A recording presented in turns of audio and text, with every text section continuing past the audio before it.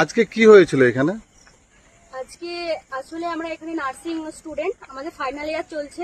আমরা ইন্টার্নশিপে আছি Rampurhat government medical college and হসপিটালে।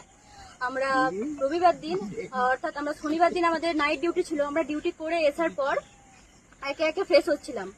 একে একে ফ্রেশ হওয়ার পর আমার আগে দুজন আমার ফ্রেন্ড স্নান করে ফিরলো। ওরা বুঝতে পারেনি বাথরুমের একটা কর্নার আমাদের ফাঁকা ছিল, তো সেখানে একজন ভিডিও করছিল, ভিডিও আর দেখছিল।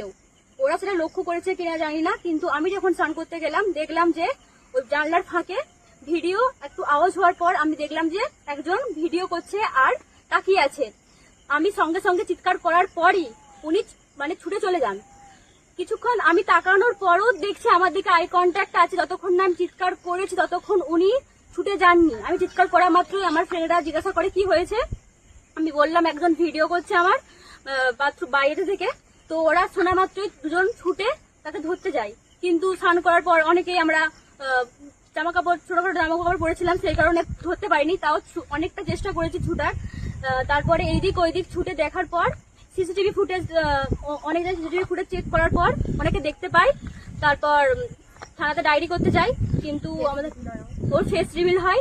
ওখানে আমাদের এখানে ইনকোয়ারি করার পর দেখলাম যে সিসিটিভি ফুটেজে ওনার মুখটা স্পষ্ট হয়ে বোঝা যাচ্ছে। তো আমরা ডায়েরি করার পর আজকে ওনাকে ধরা গেছে। তো সেই জন্য আমরা আমাদেরকে ডাকা হয়েছে আর একবার থানাতে। তো আমরা যাবো বলে ভেবেছি। তো এটার একটা কঠিন শাস্তি হওয়া উচিত, কারণ আমরা জানি না যে কতদিন ধরে আমাদের ভিডিওটা হচ্ছে বা কিরকম ভাবে ফলো করছে। কিন্তু আমরা এটাও বুঝতে পারছি না কতদিন ধরে ফলো করছে। এসার পর দেখছি তার মানে আমাদেরকে আগে থেকেও দেখছিল যে আমরা কখন এসেছি বা কখন কয়েকজন ভাবে স্নান করতে যাচ্ছি, কবে ডিউটি যাচ্ছি, এরকম ভাবে ফলো করেছে। এটা নিশ্চয়ই একার প্ল্যান, একার কাজে সম্ভব নয়। মনে হয় ফলো না করলে গ্যাং রিলেটেড মনে হচ্ছে আমাদের।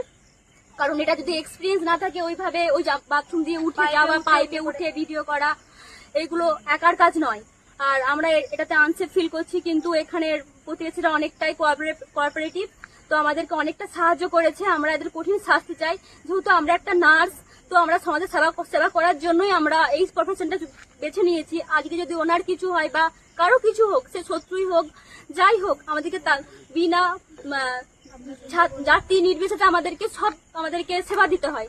তো আমরা এটা ডিজার্ভ করি না। আমরা এটার কঠিন শাস্তি চাই। আমরা চাই যে আমাদের এই যে আমাদের সাথে এই ঘটনাটা ঘটেছে এটার একটা শাস্তি হোক। আমরা খুব আনসিকিউর ফিল করেছি, কারণ কাল সারা রাত আমাদের একটা ফ্রেন্ডও ঘুমাতে পারেনি। সারা রাত ওই চোখটা মনে পড়েছে। আমরা সবাই অনেকে প্যানিক অ্যাটাকের মতো হয়েছে আমাদের। আমি তার সাথে হয়েছে, আমাকে সামালতে পারেনি ওরা। তো আমার বাড়ি অনেক দূর, তো বাবা মাও অনেক প্যানিক করছে। তো পড়তে এসেছিলাম, এরকম ভাবিনি কোনোদিন এরকম হবে। তো আমরা চাই যে আমাদের যেন একটা ব্যবস্থা নেওয়া হোক, একটা জাস্টিস আমরা পাই। তো আপনাদের কাছে এটাই অনুরোধ রইল আমার। এবং যারা ধরিয়ে দিয়েছেন তাদেরকে অসংখ্য ধন্যবাদ। আমাদের রামপুরহাট থানা আমাদেরকে অনেক সাপোর্ট করেছে, ওনারা ধরিয়ে দিয়েছেন। এবং এখানে যারা ক্লাব কমিটি ছিল তারাও ধরিয়ে দিয়েছেন, তাদেরকে অসংখ্য ধন্যবাদ সকলকে সবাইকে। এবং ওনার কঠিন শাস্তি হওয়া দরকার। আমরা চাই ওনার কঠিন শাস্তি হোক, যেন আর কাউকে ফেস না করতে হয়। এরকম যেন আমাদের মতো অন্য। আচ্ছা, এই ঘটনাটা কবে ঘটেছিল? কাল সকাল 9টায়। আর ধরা পড়েছে কবে? আজকে কিভাবে ধরা পড়েছে? এই রাস্তা দিয়ে যাচ্ছিল বাড়ির সামনে দিয়ে? বাড়ির সামনে দিয়ে যাচ্ছিল না, তো ক্লাবের ছেলেরা ধরেছে। তো আচ্ছা, যে সিসিটিভি ফুটেজ পাওয়া গেছে সে সিসিটিভি ফুটেজ দেখে ক্লাবের ছেলেরা এখানকার ধরেছে। ওটা ভাইরাল করা হয়েছিল, তো দাদারা দেখেছে। আমরা রিকোয়েস্ট করেছিলাম যে কোথাও যদি দেখতে পাই এনাকে তো আমাদেরকে ইনফর্ম করা বা পুলিশকে ইনফর্ম করা। সেখান থেকে ওনারা চিনতে পেরে ধরে একটা জায়গায় ওনাকে আটকে রেখেছিল। তারপর আমাদেরকে পুলিশ ফোন করে।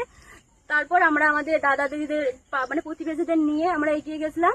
তো অনেকটাই আমাদের সাপোর্ট করেছে এখানে। আমরা আচ্ছা, থানা ডেকেছে কখন? আজকে সকালবেলাও একবার গেছিলাম থানা কখন যাবে আবার? আজকে থানা আমরা ভেবেছি এখন যাব, কিন্তু এখন যেতে পারবো কিনা জানি না। তবে আমরা যাবো, কালকে সকালে আমরা আইডেন্টিফাই করে দিয়েছি ছেলেটা ওটাই। হ্যাঁ, আগের দিন আমাদের ফোনে ফটো আছে, আমরা অনেকজনকেই দেখিয়েছি।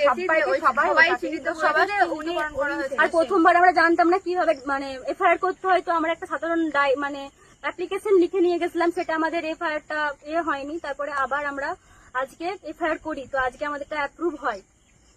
ঠিক আছে। Thank you.